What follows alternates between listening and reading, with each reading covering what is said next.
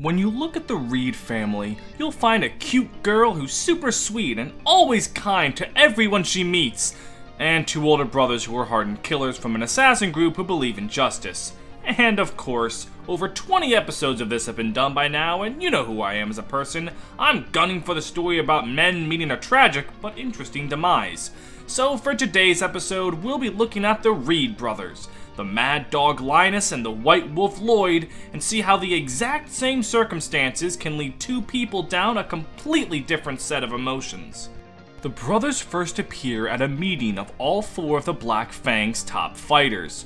The Black Fang being a group of assassins known for fighting for the sake of justice rather than for coin, where they are given orders from their father's lover Sonia to assassinate Elwood. However, Lloyd isn't quite so willing to listen to her at first, at least not until he hears those orders come from his father and not her. Sonia makes Brendan agree with her and then insults Lloyd, saying that he's hesitant because he's afraid of his target. Linus starts to lash out at her for insulting his brother, but Lloyd calms him down, saying that if Elwood is truly evil, then there is no need for hesitation. Saying that they, the brothers Reed, dispense the Fang's justice, they set out to take down their new target. Their next appearance is just before their clash with Elwood, as they run into their little sister, Nino.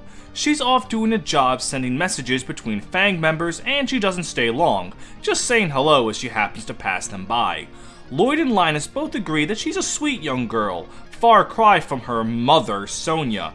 This scene, combined with the one prior, sets up the brothers to be very family-centric. They love and respect their father, and even though Nino isn't their whole-blooded sister, they love and care for her as well. This immediately gets across the fact that neither of them are bad people, and enforces the point that the Fang weren't always an evil group, a point that was set up by Legault's appearance many chapters prior. It's at this point that these characters go down two separate timelines, as for those that haven't played FE7, which brother you fight first depends on whether or not the combined total level of Lynn, Elwood, and Hector is less than or greater than 50. You might be saying to yourself, well, that makes no fucking sense, and you would be absolutely correct. But trying to make sense of Fire Emblem 7 guidance and route splits is pointless, so we're just gonna move on.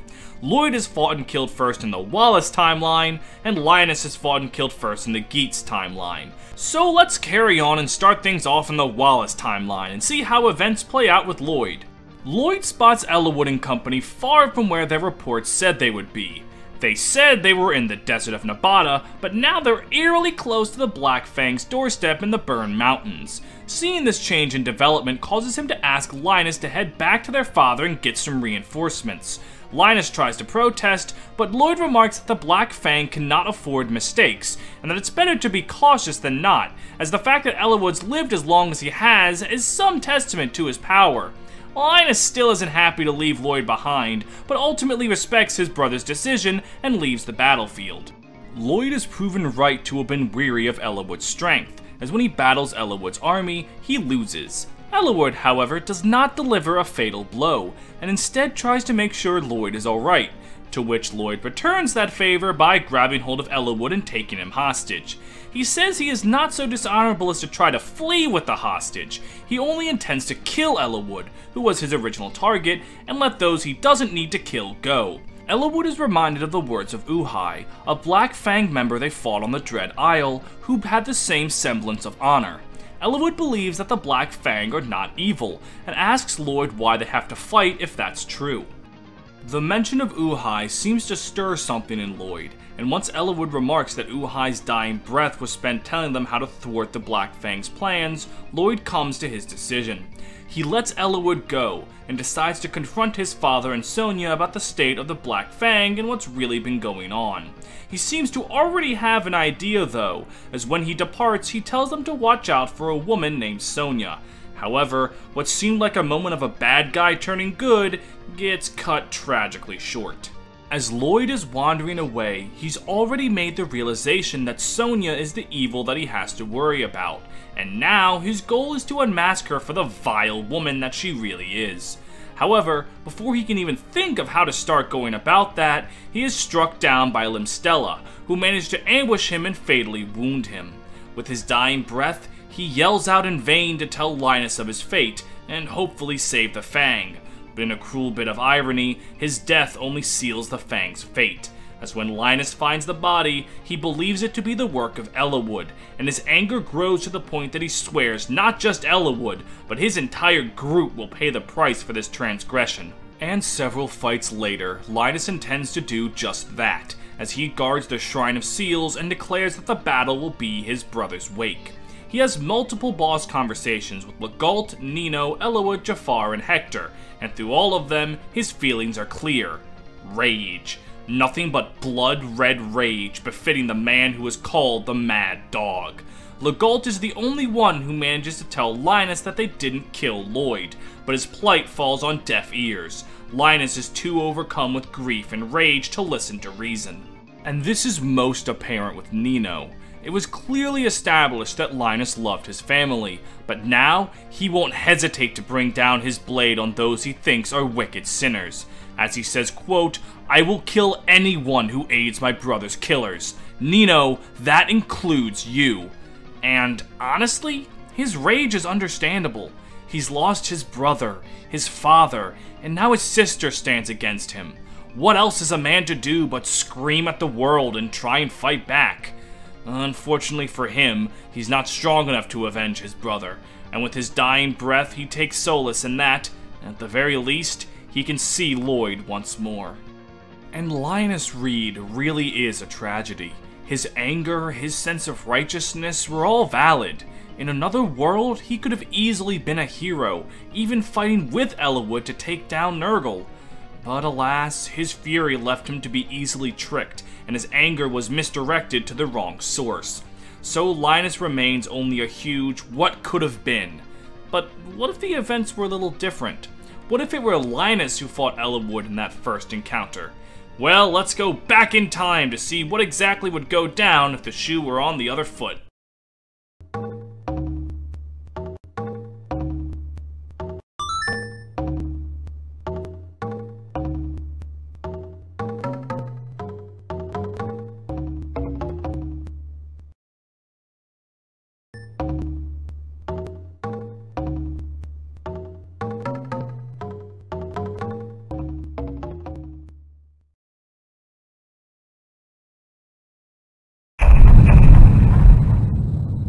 When you look at the Reed family, you'll find— ah, shit! Looks like I accidentally went too far back.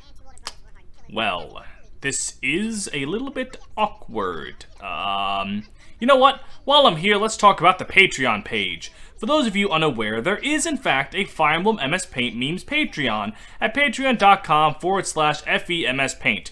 For as low as $3 a month, you can get early access to all of the major videos on this channel, including a visual shout out on every major video. On every video, even.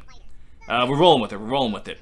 So thank all of the peoples whose names are on the screen right now for their support. For $5 a month, you can upgrade that visual shout out to an audio shout out, and that tier includes Rurio Carroll, Drew Hack, and Brent Tendo 11. Thank you very much for your support. And finally, if you would like access to polls to decide the future videos on this channel, you need to pledge $7 a month to the Flyer tier, who also get audio shoutouts on videos, and those people include B. Schneer, Follow Pen to the North Star on Twitch, Great Riek, Green Brigand, Kieran Morin, Nember, Ranger Man Sam, Ryan Walter, and Steph D. Thank all of you for your continued support, and if you would like to help the channel, please come on down to the Patreon. I'm not going to force any of you, it's purely if you can, and I would appreciate it. And it looks like we're almost back to where we're supposed to be, so here we go! So let's carry on and start things off in the Geats timeline and see how events play out with Linus. The brothers again see Ellawood and company coming, but this time it's near a village instead of the mountains. It plays off similar to the other timeline, but this time Lloyd goes to get reinforcements himself. He tells Linus to simply shadow Ellawood's movements for now. A big fight would risk harming the villagers nearby.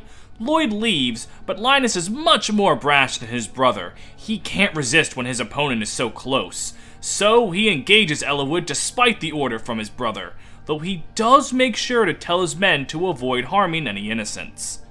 But it ends for him the same way it ended for Lloyd, his defeat. And just like before, he aims to take Eliwood down with him. And again, Eliwood talks his way out of it.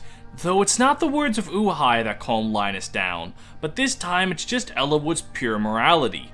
Eliwood noticed that Linus avoided harming any villagers, and brings up how he knows that Linus isn't an evil man. Eliwood's kind demeanor conflicting with Sona's words of him confuse Linus. He lets Eliwood go, deciding to figure things out for himself, though unlike Lloyd, it seems Linus hasn't quite figured out that the problem is Sonia, though he's starting to reach that conclusion. But unfortunately for him, Limstella sneaks up behind him and delivers a fatal blow just like they did to Lloyd in the other timeline. Linus has no time to think, no time to react, and as he lies dying, his last thoughts are an apology to his brother, saying sorry for disobeying him and sorry for dying on him. And just like last time, the living brother finds the dead brother's body and swears vengeance for what has been done to his family. Though Lloyd's response is noticeably different. Linus was immediately blind with rage, but Lloyd has a more melancholy vow of vengeance, saying, quote, "I'll be joining you soon enough, and I'll bring you their corpses as a gift." And Lloyd gets that chance at the Shrine of Seals, but his battle cry is a stark contrast to his brother's. Linus was proudly declaring that he would avenge his brother, and fought with a proud spirit, but Lloyd is much more calm, even saying that anyone afraid to die could leave if they wanted to. But they say that they hope for Lloyd to lead them until the very end, and Lloyd makes no attempt to deny that this is, in fact, the end of the Fang. He simply says that he will lead them, and that it will cost them their lives, not that it may cost them their lives. And there's something off about Lloyd's demeanor here. He says he wants vengeance, but he doesn't seem mad. He has boss conversations with the same people that Linus does, and his have a starkly different tone. He doesn't yell, in fact, he's actually willing to speak to them, unlike Linus, who is yelling their heads off. With Hector, he remarks that Hector's brash nature reminds him of Linus, and Hector shows some empathy, saying that he would also swear revenge on anyone who would hurt his brother. Lloyd gives Hector a moment to prepare himself, as he says Hector should not give his brother a reason to grieve. A statement that becomes really ironic once you play Hector mode. His conversation with Nino, though, is the really sad one. She tries to get him to lay down his blade, crying and pleading with him not to fight, but he doesn't humor her, saying that they are enemies and there can be no mercy between them. He says that the reason he can't back down against Eliwood is that he was Linus's enemy, as he says, quote, "Don't cry, Nino. You must live for the future. I am bound to this course. Kill me, and don't look back." And with that, the conversation ends. Lloyd will not be convinced to stand down. But though he says he will give her no mercy, that turns out to be a lie. Lloyd, even if Nino is 1 HP and right in front of him, will not raise his blade to her. Oh, don't get me wrong, Linus will, no hesitation, but Lloyd will never touch a hair on her head. Why? If he's so set on vengeance and believes in the morality of the Fang, why is he hesitating? Well, his boss conversation with Legault is the one that seems to shed some light on his conflicting words and actions. Lloyd is surprised that Legault stands against him, but Legault says that this was inevitable, saying that the Fang was as good as finished once that Blackheart Nurgle showed up. Lloyd brings up Linus's death, and Legault tells Lloyd the truth, that they did not kill Linus. And Lloyd's response is just, "I believe you did, and that is enough." He doesn't call Legault a liar, he doesn't get angry, he just parts with the words, "Farewell, Legault, my old friend," and readies his blade for his final battle. And honestly, that phrase, "I believe you are," that is the context for Lloyd that makes everything make sense.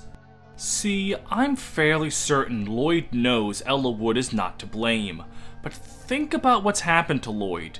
His brother is dead, his father is dead, the group he served his whole life, a group that once stood to do right for people, has been burnt to the ground, and all he wants to do is to burn away with it and join his brother in the ashes. He's a man who's lost everything, and all he wants to do now is fight one final battle. Maybe it's just foolish pride. He doesn't want to lie down and die of his own doing. but his words to his men, his words to Lloyd and Nino, made one thing very clear. He never intended to leave this battle alive. And that's the duality of the Reed brothers. They were both met with the same circumstances and ended up completely different. Linus's righteous rage and Lloyd's hollow acceptance are both reasonable responses to the pain they felt. In another world, these brothers could have continued to be servants of good, fighting for justice and for the weak. But as it stands, no matter who dies first, the glory of the Reed family was doomed to always be nothing more than a memory. Thanks for coming to another FEMS Paint analysis. This marks the second one of the year, and I think we're off to a very solid pace. As always, thanks to the Green Brigand for looking over the script. He's a great asset to this channel. If you liked the video, feel free to leave a like on the video, subscribe to the channel, post a comment on the video, ring the bell for notifications, follow the Patreon, and watch every single video I've ever made. Until next time.